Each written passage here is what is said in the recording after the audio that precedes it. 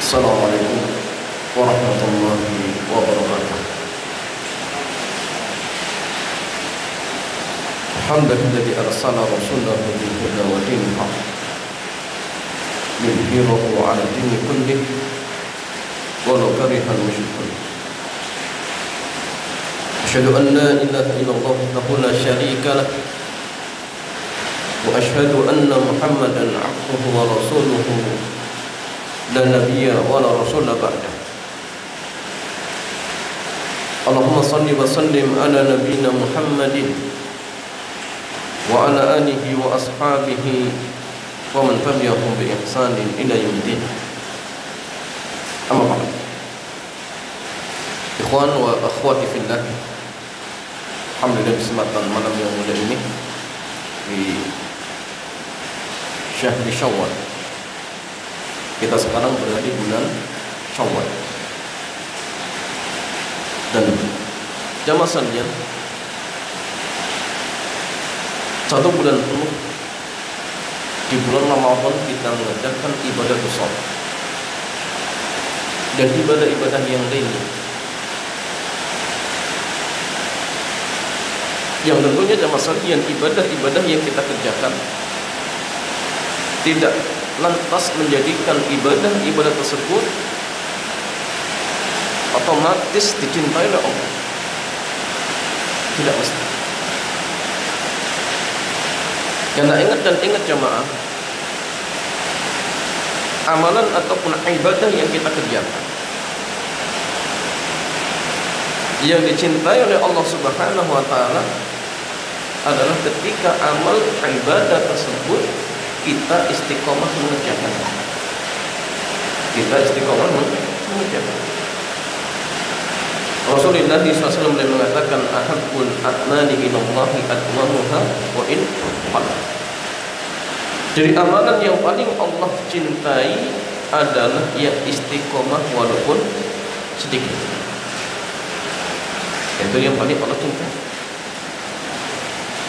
Jadi tidak mesti banyak kemudian lantas dicintai oleh, tetapi yang istiqomah. Makanya masalahnya istiqomah merupakan karomah terbesar dari seorang hamba.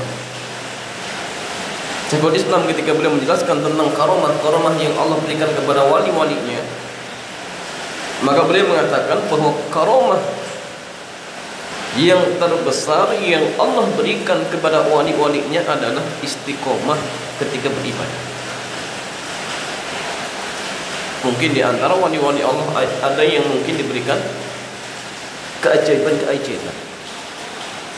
Tapi dari karomah yang pernah Allah berikan, yang paling agungnya adalah istiqomah ketika beribadah.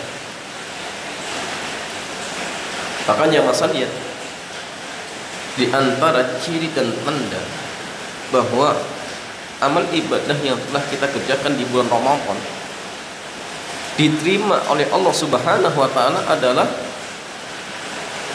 ketika setelah Ramadan kita istiqomah. Artinya masalahnya ketika misalkan di bulan Syawal kita tetap misal qiraatul Quran, atau misalkan tetap menjalankan ibadah itu saum, atau misalkan tetap sedekah misalkan, atau hal-hal yang lainnya, yang dimana perkara-perkara ini telah kita kerjakan di bulan Ramadan. Setelah Ramadan dia juga istiqomah. Maka ini tanda bahwa amalan yang kita kerjakan di bulan Ramadan diterima oleh Allah Subhanahu wa taala. Makanya para ulama kita mengatakan inna min alamati qabulil hasanah al hasanatu ba'daha. Sesungguhnya di antara tanda amal kebaikan yang telah kita kerjakan diterima oleh Allah adalah ketika amal ibadah ini membuahkan amal ibadah yang lain. Ketika Ramadan misalkan kita rajin baca Qur'annya, dengan kita baca Quran kemudian kita termotivasi untuk ibadah-ibadah yang lain, birrul walidainnya, kemudian akhlaknya dengan tetangga ataupun dengan yang lainnya misalkan. Maka ini pertanda bahwasanya amal kebaikan yang telah kita kerjakan diterima oleh Allah Subhanahu wa taala. Begitu saja masalahnya Al-Imam Ibnu Rajab Al-Hambali beliau mengatakan anna mu'awadatus siyam ba'da siyami Ramadan alamatun ala qabuli shaumi Ramadan. Sehingga di antara tanda puasa Ramadan kita diterima oleh Allah adalah ketika kita membiasakan puasa setelah Ramadan. Nah, misal dengan puasa 6 hari di bulan Syawal misalkan. Nah, apalagi Rasulullah mengatakan man shama Ramadan thumma atba'ahu sittan min Syawal kana kasiyamid dahr. Jadi barang siapa yang berpuasa di bulan Ramadan kemudian dia iringi dengan puasa 6 hari di bulan Syawal, maka seolah-olah dia puasa sepanjang tahun. Nah, karena memang jamaah sekalian, setiap kebaikan itu dilipat gandakan menjadi 10. 30 kali 10 300. 6 kali 10 60. 360 seolah-olah 1 tahun Hijriah. Ya, seolah-olah 1 tahun Hijriah. Ya. Begitu banyak masalah yang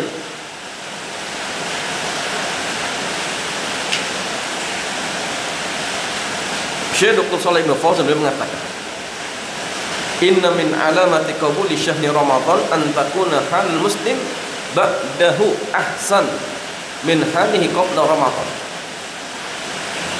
Sungguh di antara tanda ibadah di bulan Ramadan yang telah kita kerjakan diterima oleh Allah Jalla wa Ala adalah ketika kondisi seorang muslim setelah Ramadan jauh lebih baik daripada sebelum Ramadan. Kenapa? Li'annal hasanah tad'u ilal hasanah. Karena kebaikan itu akan menyeru kebaikan yang lain. Wal amal salih yad'u ilal amali salih. Dan amal saleh akan menyeru amal saleh yang lain. Nah, jadi jamaah kalau misalkan sebelum Ramadan ya, akhlaknya buruk, setelah Ramadan jadi baik, berarti ini pertanda ibadah di bulan Ramadan kita diterima oleh Allah Subhanahu wa taala. Ya. Nah, sehingga jamaah sekalian, ini semua menunjukkan kepada kita pentingnya untuk istiqomah.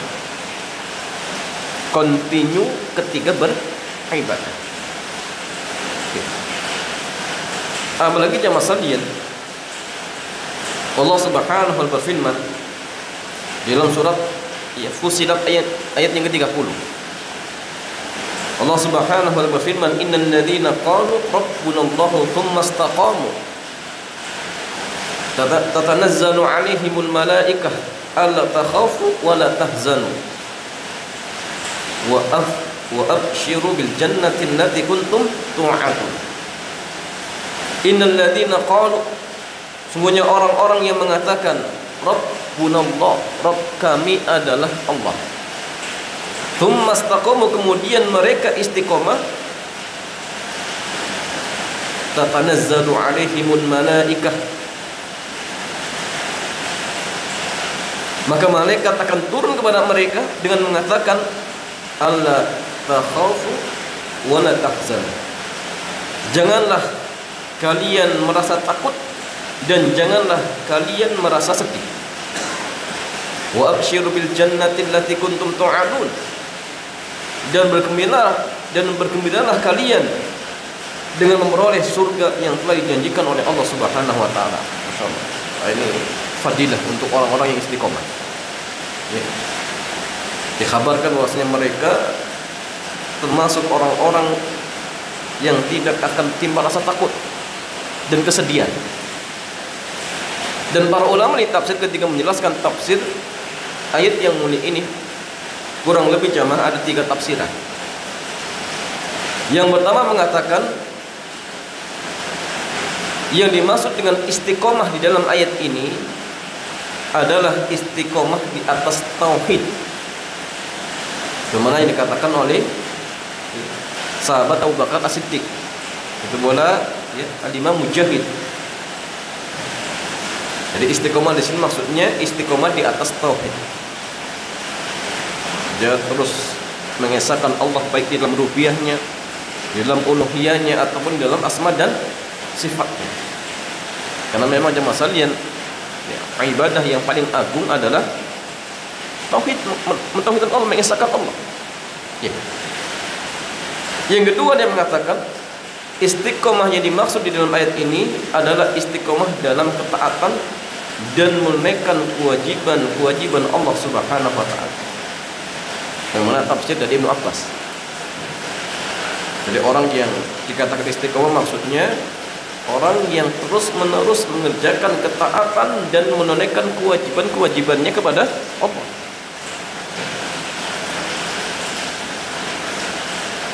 Itu boleh jemaah sekalian. Pendapat yang ketiga mengatakan bahwasanya istiqomah yang dimaksud adalah istiqomah di atas ikhlas dan dalam beramal hingga maut menjemput. Jadi ibadahnya ikhlas sampai datang kematian. Oke. Ini jemaah sekalian dimaksudkan istiqomah di dalam ayat yang mulia ini. Oke. Sehingga jemaah sekalian, wa akhwati fillah,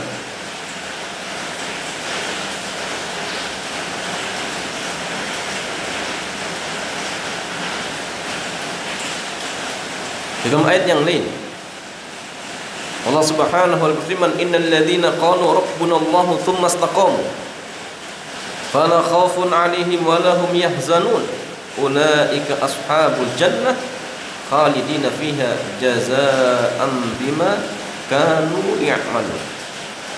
Sungguhnya orang-orang yang mengatakan Rabb kami adalah Allah, kemudian mereka tetap istiqomah, maka tidak ada kekhawatiran terhadap mereka dan mereka tidak pula berduka cita.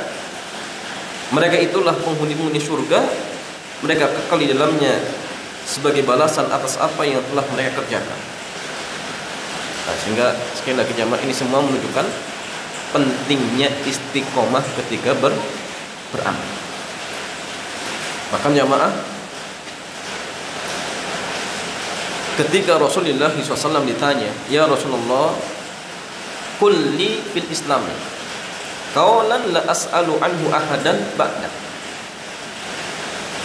Wahai Rasulullah, ajarkanlah kepadaku dalam agama Islam ini satu ucapan yang aku tidak perlu lagi bertanya kepada selain engkau, atau tidak perlu lagi bertanya tentang hal itu kepada selain engkau.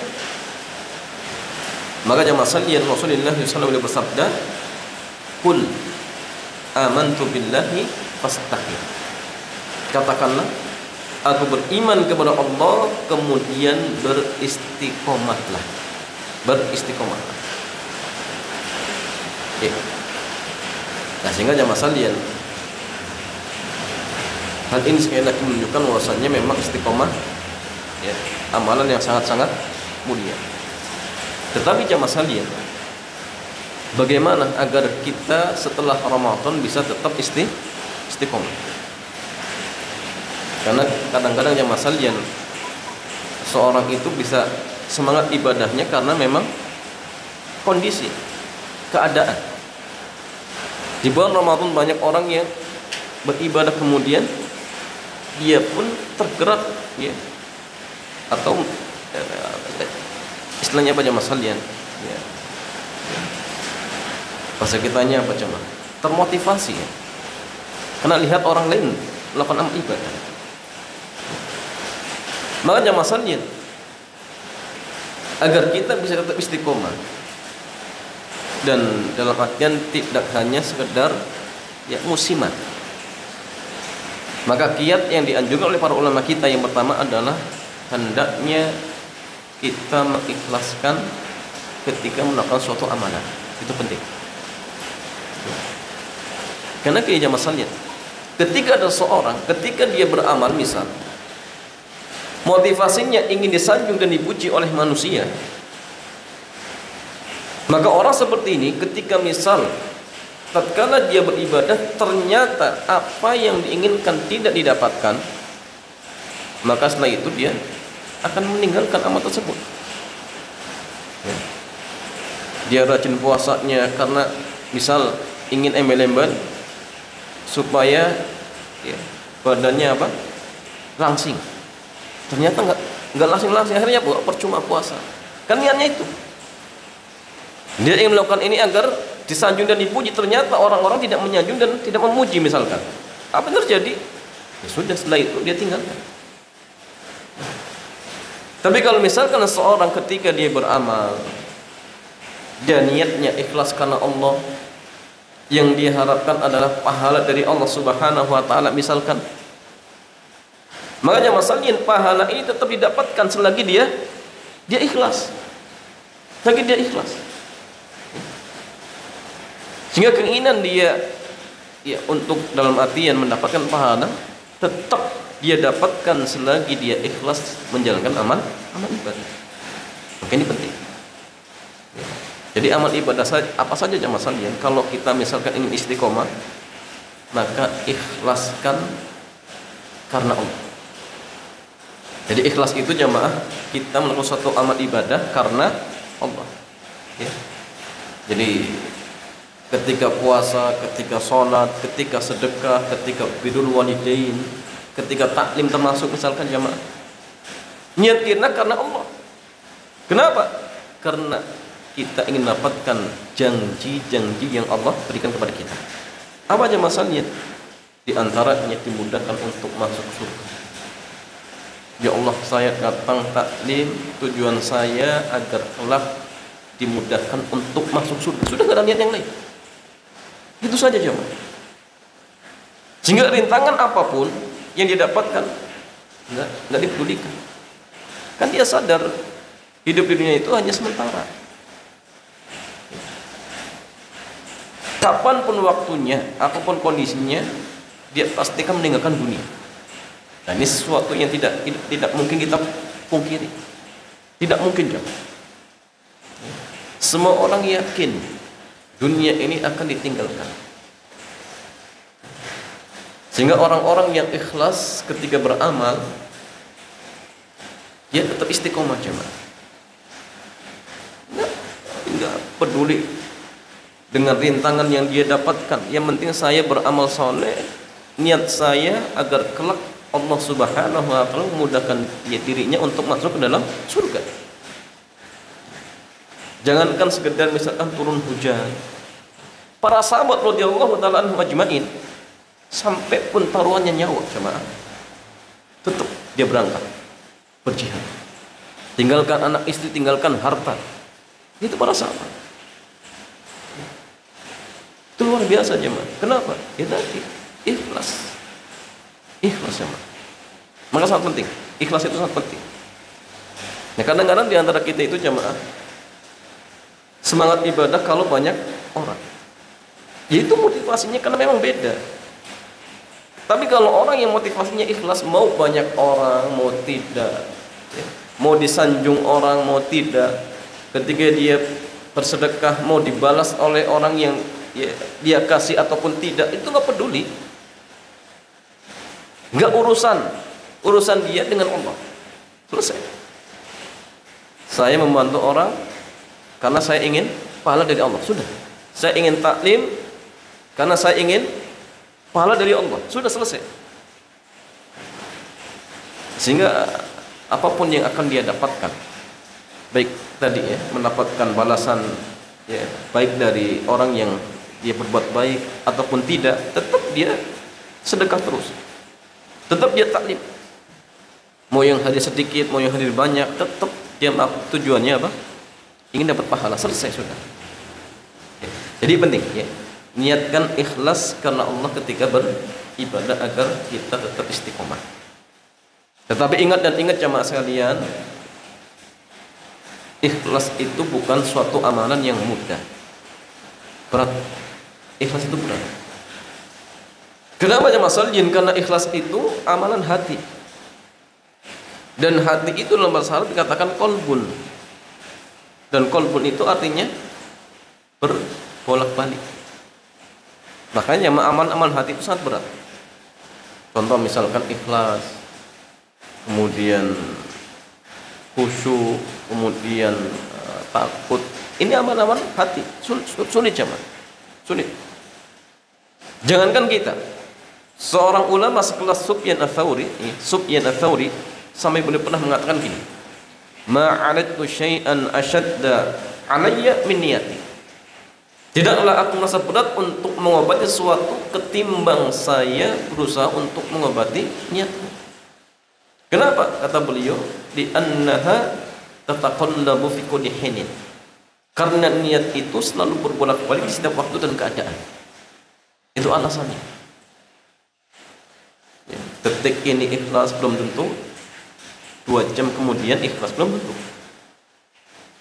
Nah, sehingga tugas kita itu ya harus terjadi dunia, memperbarui niat, memperbaiki niat terus seperti itu. Ya.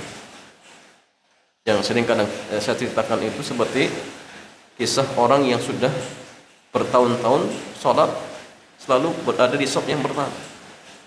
Kemudian suatu ketika dia terlambat, kemudian sholat di shaf yang berikutnya. Dan ketika itu pun dia merasa malu. Dan tatkala itu juga dia sadar, oh ternyata sekian tahun saya sholat berada di shaf yang pertama itu karena ingin dilihat dan disanjung oleh manusia. Dia baru sadar, kok kenapa saya ketika sholat di shaf berikutnya merasa malu. Oh berarti selama ini sholat saya karena ingin dilihat oleh orang. Dia tersembunyi jemaah, tersembunyi. Ya. Nah, sehingga tugas kita harus ya, melatih, ya, berusaha menawan seperti itu. Bahkan kata Al-Imam Ibnu Qayyim, beliau pernah mengatakan gini jemaah. Jadi ikhlas itu tidaklah akan bercampur dengan 2 sifat. Disebutkan dalam kitab beliau Al-Fawaid. Yang pertama kata beliau, hubbus tsana wal madah. Cinta sanjungan dan cinta pujian. Jadi kalau orang ibadahnya, motivasinya hanya ingin disanjung dan dipuji oleh manusia, maka tipe orang seperti ini sulit untuk ikhlas. Sulit ya. Karena sanjungan dan pujian itu tabiat manusia. Semua manusia suka disanjung, suka dipuji. Bahkan dikatakan oleh para ulama kita, penyakit yang akan keluar terakhir dari dada-dada para ulama ini, penyakit ini. Suka sanjungan, suka pujian. Karena memang sulit ya, sulit. Bahkan kadang di antara kita itu bukan orang yang beramal atau dia tidak melakukan satu amalan, tapi inginnya dipuji. Apalagi dia beramal. Ya. Misal contoh, ada seorang diamanai untuk apa? Untuk membagikan sedekah. Ya. Dia bagikan sedekah ke fakir miskin. Ya. Nggak disebutkan, oh ini amanah dari sebulan. Biar apa? Biar dia disanjung. Oh dia nih. Padahal itu bukan dari dia. Para ulama kita itu nggak seperti itu jamaah sekalian. Bahkan kisah ya, hadis tentang ruqyah itu, Imran bin Husain ketika beliau ditanya oleh Sa'id bin Jubair, jadi katakan, siapa yang di waktu malam hari melihat bintang yang jatuh? Maka ketika Imran bin Husain mengatakan saya, maka dia langsung menepis. Tetapi semalam saya tidak dalam kondisi sholat. Dia langsung tepis. Kenapa? Karena kebiasaan para ulama atau kebiasaan para ya, ulama di zaman dahulu, kalau mereka di malam hari kok tidak tidur, kebiasaan mereka itu sholat malam. Kebiasaan mereka sholat malam. Dan ketika itu Imran bin Husain dia melihat bintang jatuh karena bukan dalam kondisi sholat, tapi karena alasan yang lain. Apa alasannya? Karena disengat binatang berbisa. Sehingga dia langsung katakan, tetapi tatkala itu saya dalam kondisi disengat oleh binatang berbisa. Kenapa? Khawatir dia disangka, diduga, ya, dikira sedang sholat malam. Dia nggak mau dipuji dengan sesuatu yang dia tidak lakukan. Ya, kalau kita beda ya, bahkan nggak beramal, oh pengennya. Apalagi kalau beramal, ya, dia ceritakan kemana-mana, oh semalam saya sholat tahajud, sholat ini. Yang tidak dilakukan saja kadang-kadang inginnya Dipujilah sifat kita jangan seperti itu. Ya. Kemudian masalah yang kata Al-Imam Ibnu Qayyim yang kedua, penyakit yang kedua, al-hirsu bima fi aidinas, tamak dengan apa yang ada di tangan manusia. Jadi kalau seseorang beribadah, ya, motivasinya ingin mendapatkan imbalan dari manusia, maka tipe orang seperti ini sulit untuk ikhlas, sulit. Dia mau beramal soleh kalau dibayar, kalau enggak mau. Bahkan hitung-hitungan, saya mau adzan, tapi ingatnya setiap detiknya dibayar sekian. Oh, ini nggak boleh sama sekali ya. Jadi ibadah kita itu jemaah tidak boleh motivasinya untuk mengharapkan imbalan dari manusia, bukan. Tetapi motivasi kita adalah untuk mendapatkan pahala dari Allah Subhanahu wa taala. Silakan, masalah seperti itu. Ini yang pertama jemaah. Jadi hendaknya kita ikhlas ketika mengerjakan suatu amal ibadah agar kita bisa istiqomah. Ini yang pertama. Kemudian masalah yang kedua, agar kita bisa istiqomah ketika mengerjakan suatu amal ibadah, terkhusus setelah Ramadan. Yang kedua, hendaknya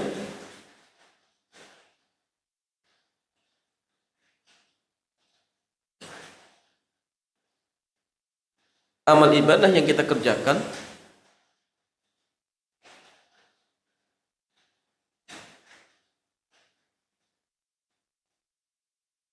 dibangun di atas ilmu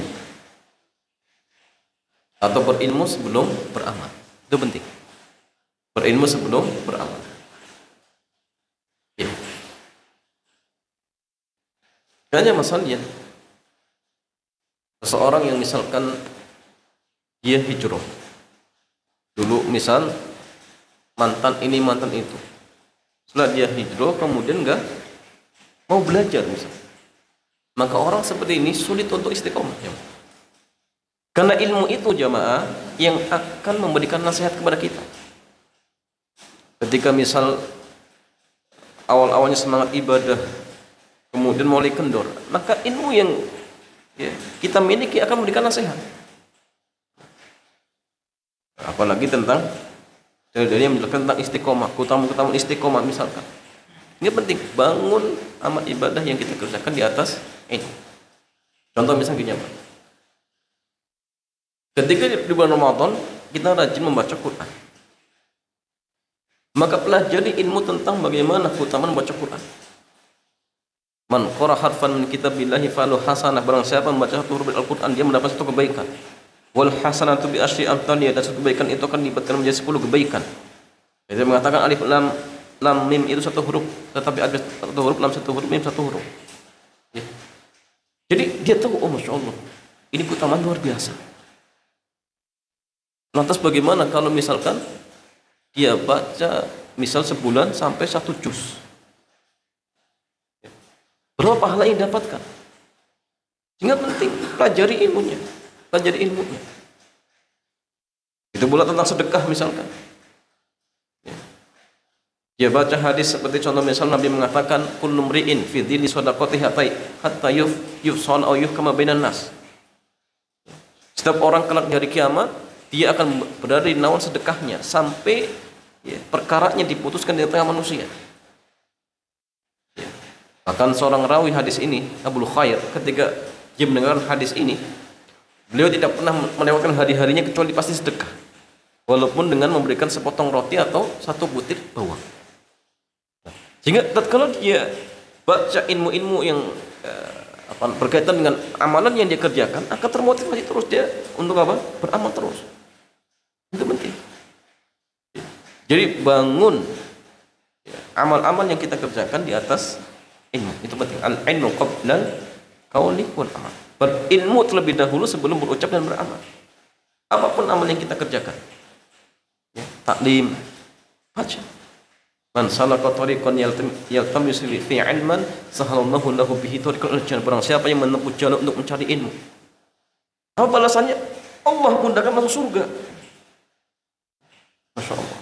Datang dari rumah, motivasi dia itu, ya Allah, mudah-mudahan saya nanti dimudahkan masuk surga, sudah selesai.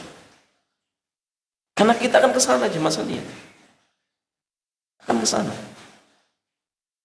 Sehingga Masya Allah, kita tetap semangat ketika menjalankan suatu amal ibadah. Apalagi masalahnya, ya banyak ya ibadah. Sholat misalkan, sholat sunnah, duha, bagaimana pahalanya misalkan, apalagi syuruknya seperti haji dan umroh, ya, banyak. Birrul walidain, bagaimana pahalanya, menyusul an yubsatallahu rizquhu wa yusafi athari falyasil rahimah. Barang siapa yang ingin dipanjangkan umurnya, diluruskan rezekinya, sambung hubungan kekerabatan. Dan menyambung hubungan kekerabatan yang paling penting dengan orang tua. Ya. Ini penting. Ya, jadi pelajari ilmunya seperti itu. Ya. Itu boleh jamaah sekalian baca bagaimana sirah para ulama kita ketika mereka beramal itu seperti apa. Ya. Jadi kita termotivasi terus. Bagaimana dahulu para ulama ketika mencari ilmu sampai ada yang kencing-kencing darah, ada yang sampai melakukan satu perjalanan, ya, sampai satu bulan hanya ingin mendapatkan satu hadis seperti kisah Jabir bin Abdullah, ingin mendapatkan hadis dari sahabat Abdullah bin Unais, atau Baqi bin Madkhal, dia melakukan perjalanan dari Andalusia ya ke Baghdad berbulan-bulan. Insyaallah. Sesampainya di Baghdad ternyata Imam Ahmad dicekal, tidak boleh menyampaikan hadis. Sebagaimana? Berbulan-bulan, enggak sehari, 2 hari. Sesampainya di Baghdad, Imam Ahmad enggak boleh menyampaikan hadis bagaimana jamaah. Kalau kita sudah stres ya. Jangankan berbulan-bulan jalan zaman dulu tidak belum ada pesawat jamaah. Berjalan jauh itu dengan 2 cara. Naik unta atau jalan kaki. Udah itu saja. Kuda ya nggak bisa ya. Kuda nggak bisa. Kuda itu ya jarak dekat.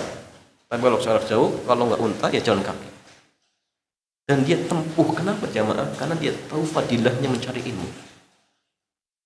Fadilah mencari ilmu. Itu betul. Kemudian masalah yang diantara kiat yang lain agar kita istiqomah ketika menjalankan suatu amal ibadah, hendaknya jamaah hadirkan bahwa kesempatan kita untuk beribadah sangat terbatas. Hadirkan pada diri kita bahwa kesempatan kita untuk beribadah sangat terbatas. Jamaah sekalian, ketika umur kita bertambah, maka kesempatan kita untuk beribadah itu semakin berkurang. Dan ini suatu yang pasti. Karena umur kita terbatas. Ya. Karena takdir itu ada 2 ya. Takdir yang di Lauhul Mahfuz itu nggak akan berubah. Catatan umur kita yang ada di Lauhul Mahfuz nggak akan berubah. Kalau takdir ya umur kita di Lauhul Mahfuz 70 tahun ya 70 tahun, nggak mungkin berubah. Sehingga artinya jamaah, ketika umur kita bertambah, berarti kesempatan untuk beribadah semakin berkurang. Karena umur kita semakin berkurang. Ya. Ali radhiyallahu ta'ala anhu beliau pernah mengatakan gini, irtahalit dunya mudbiratan. Di dunia itu semakin hari semakin beranjak meninggalkan kita. Wartahalatil akhiratu muqbilatan, dan akhirat itu semakin hari semakin beranjak mendatangi kita. Dan kata beliau, wa likulli wahidatin minhum banun, dan masing-masing itu punya anak. Dan nasihat beliau, fakunu min abna'il akhirah. Jadilah Anda anak-anak akhirat, wala takunu min abna'id dunya. Dan janganlah Anda menjadi anak-anak dunia. Kenapa? Fa innal yaum, karena sekarang ini tempatnya beramal, belum ada hisab. Wa qad, dan nanti di akhirat adanya hisab, belum ada, tidak ada amalan. Ya. Sehingga jamaah jangan sampai kita menyesal. Ya. Ketika roh kita dicabut, baru dia katakan, qala rabbirji'un, ya Allah kembalikan anak ke dunia. La'alli a'malu salihan fima taraktu, agar aku bisa mengerjakan amal soleh yang dulu saya tinggalkan. Ingin sholat, ingin sedekah, ingin puasa, ingin taklim. Ya. Maka ingat jamaah, penyesalan tatkala itu sudah tidak ada manfaatnya. Kan manfaatnya. Ketika roh kita sudah dicabut, sekedar untuk mengucapkan zikir, satu kali zikir agar dicatat pahala nggak bisa. Sedekah 500 perak agar dicatat pahala sudah nggak bisa. Ya. Ini baru di alam barzah. Belum nanti ketika dibangkitkan di akhirat, apalagi jamasanya. Makanya orang-orang kafir ketika diberikan adab oleh Allah semakin menyesal.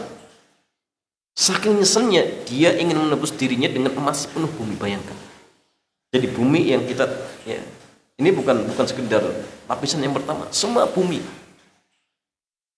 dirubah menjadi emas untuk menebus dirinya agar tidak diadab oleh Allah walaupun sedetik. Gak bisa. Gak bisa, jom. Innal ladzina kafaru wa matuhum kufar fala yuqbala min ahadihim mil'ul ardi dhahaban wa la iftada bi. Ulaika lahum azabun alim wa ma lahum min nasir. Sungguhnya orang-orang kafir yang mereka mati dalam kondisi kafir, ya, maka mereka berandai-andai ingin menebus dirinya dengan emas penuh bumi. Agar apa? Agar tidak diadab oleh Allah. Satu detik saja. Gak bisa, jemaah. Gak bisa. Bayangkan. Bumi dijadikan emas. Disedekahkan untuk menebus dirinya agar tidak diadab oleh Allah. Gak bisa. Gak bisa, ya. Nah, maka jemaah, disinilah kita baru tahu, oh ternyata nikmat Islam itu lebih besar, lebih agung daripada nikmat dunia dan seisinya. Ini hadis ini menjelaskan, jemaah. Hafal ayat ini menjelaskan.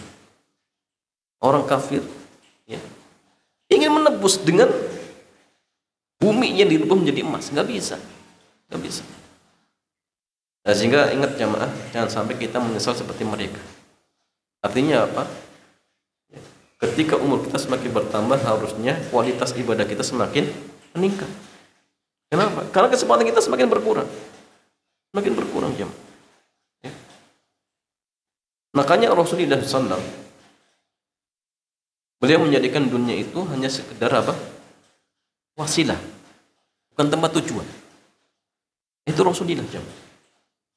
Karena gini, jam. Sehebat apapun manusia, sekaya apapun manusia, setinggi apapun kedudukannya di dunia ini, jamaah, ujung-ujungnya apa? Ujung-ujungnya mati. Ujungnya mati. Korun mati.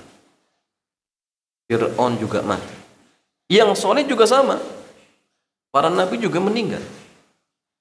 Yang masih hidup sampai sekarang ya cuma Nabi Isa. Rasulullah juga meninggal. Ujung-ujungnya ke sana, jamaah. Karena kita itu hakikatnya sedang melakukan satu perjalanan panjang untuk menghadap Allah. Itu saja. Semua akan ditinggalkan. Akan ditinggalkan. Harta kita, rumah kita, semua akan ditinggalkan. Makanya harta yang kita miliki cuma 3. Ketika Nabi mengatakan, yaqulu abdu mali, seorang hamba mengatakan hartaku. Maka beliau mengatakan, inna makana lahu min mali thalathun. Punya harta yang dia miliki cuma 3. Yang dimakan kemudian jadi kotoran, yang dipakai kemudian lusuh, kemudian yang disedekahkan, itu saja. Itu saja, jemaah. Ya. Makanya Rasulullah sekali lagi tadi, ya, menjadikan dunia itu sebagai wasilah, bukan tujuan. Sehingga tempat tidur beliau itu, jemaah, masya Allah, tikar. Ya. Itu tempat tidurnya Rasulullah. Bahkan ketika suatu hari dilihat oleh para sahabat, ketika Nabi bangun, di punggungnya membekas. Kata Abdullah bin Mas'ud, lantas kami pun menawarkan tempat tidur yang nyaman. Apa respon Nabi?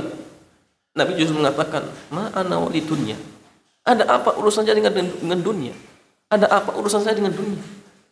Ma'ana fid dunya, karena saya di dunia itu karokibin. Seperti orang yang sedang melakukan suatu perjalanan, thumma raha, kemudian dia singgah, ya, di bawah pohon, kemudian dia istirahat, setelah itu dia tinggalkan. Jadi kata Nabi, karena saya itu hidup dunia, karokibin istadhalla tahta syajaratin, seperti orang yang melakukan suatu perjalanan, kemudian dia berteduh di bawah pohon, Ya, setelah dia istirahat kemudian dia tinggalkan. Itulah ibarat orang hidup di dunia singkat. Ya. Dan sudah berlalu orang-orang terdahulu jamaah. Sudah digantikan generasi-generasi, dan kita pun nanti kan digantikan. Akan digantikan jamaah. Kira-kira gini jamaah.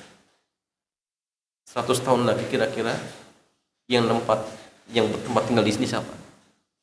Apa kita masih hidup? Kalau antum masih hidup 100 tahun, berarti 100 tahun tambah umur antum berapa?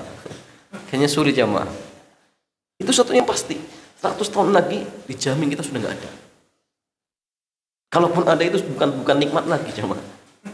Bukan nikmat lagi. Dan itu hal yang pasti. Pertanyaannya jamaah, kalau kita di alam barzah itu apa yang akan kita lakukan? Itu saja sudah. Apa kita akan bermuka dengan dunia, ya, berleha-leha dengan dunia, banyak bengong, banyak jalan-jalan ya, yang nggak ada manfaatnya. Ini semua akan ditinggalkan. 100 tahun lagi saja kita nggak di sini lagi, dijamin. Bahkan mungkin nggak sampai 100 tahun, mungkin nggak sampai.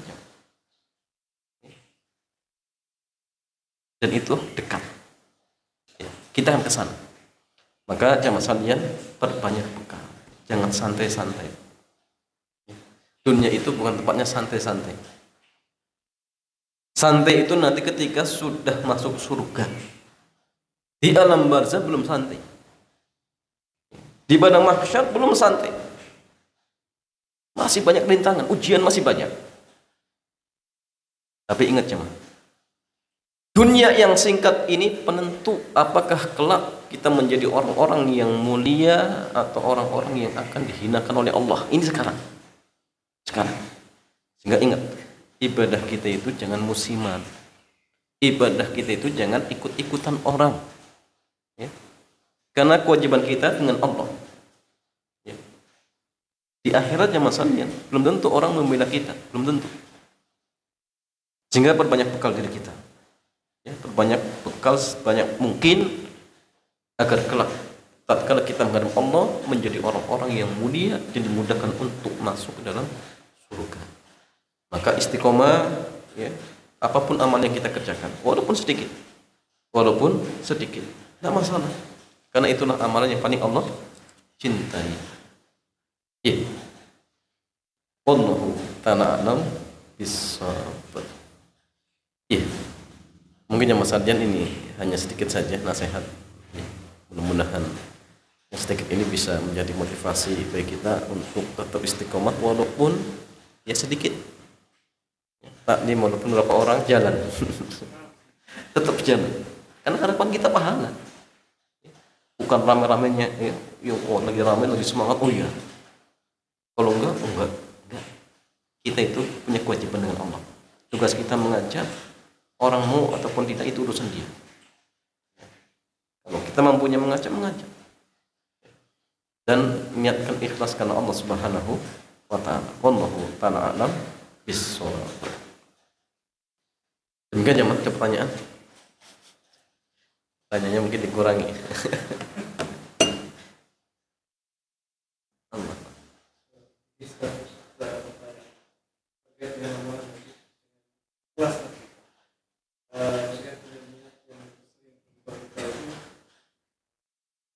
Bagaimana mengatasi yang seperti itu? Nah,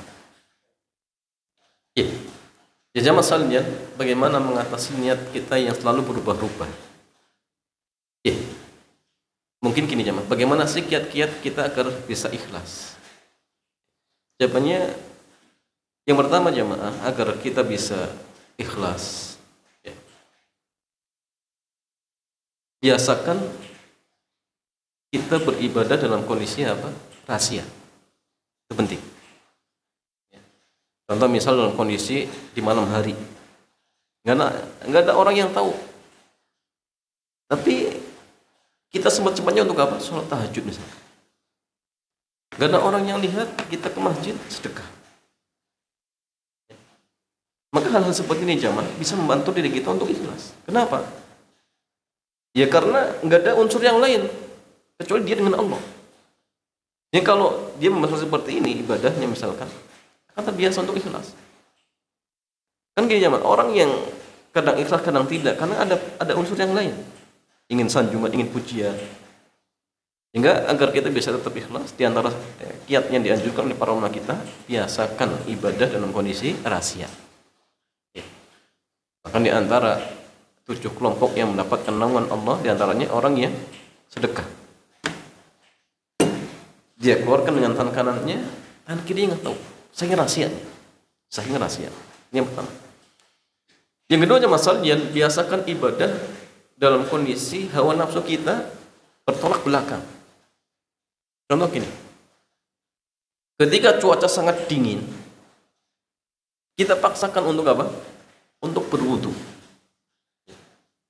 Kenapa jemaah? Ya tadi, untuk melawan nafsu kita.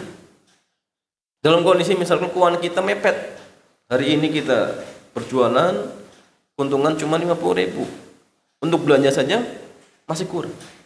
Tapi dia paksakan tetap sedekah, dia ambil 1.000, masukkan kotak amal. Dia ambil cuma 49. Padahal dalam kondisi apa? Kurang. Maka hal seperti ini bisa membantu kita untuk ikhlas. Itu penting. Lagi malas taklim. Hujan ini gimana ini? Dia lawan. Nah ini jamaah. Ya, bisa melatih kita untuk ikhlas. Tapi kalau misalkan dikit-dikit, ya soalnya ada udur ada jamaah sekalian. Ketika misalkan hujan boleh sholat di rumah, sahih, tidak masalah. Ya. Tapi kalau orang ingin dia ikhlas, biasakan lawan dalam kondisi hawa nafsu hawa nafsunya bertolak belakang. Itu penting. Dekah dalam kondisi keuangan mepet, ya, berwudu dalam kondisi cuaca dingin. Tapi jangan dibuat ya. Cuacanya lagi biasa, kemudian dikasih batu es ya, jangan. Itu keliru ya. Takaluf namanya.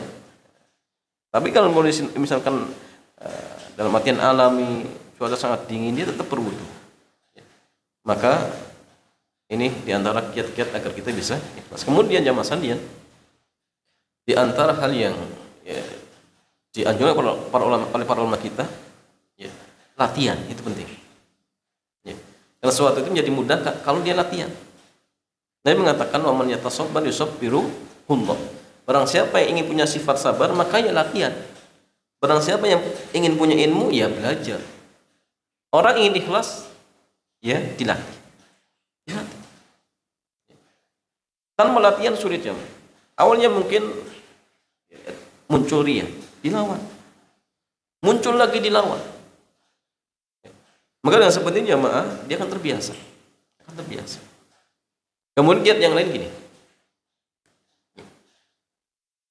Hendaknya dia hadirkan pada dirinya bahwa sesuatu yang ada di sisi Allah itu jauh lebih baik daripada sanjungan dan pujian manusia.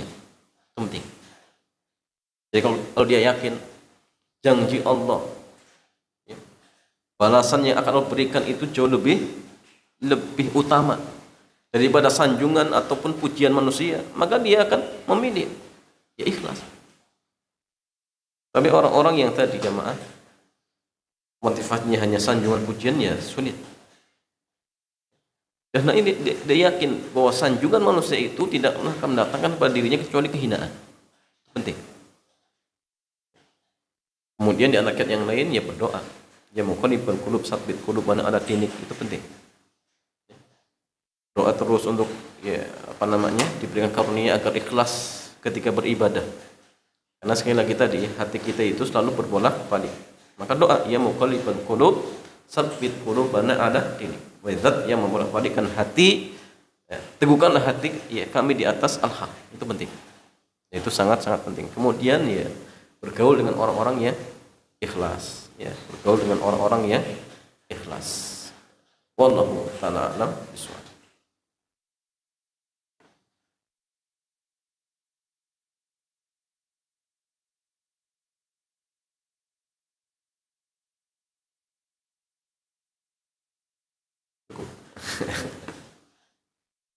Ada nggak?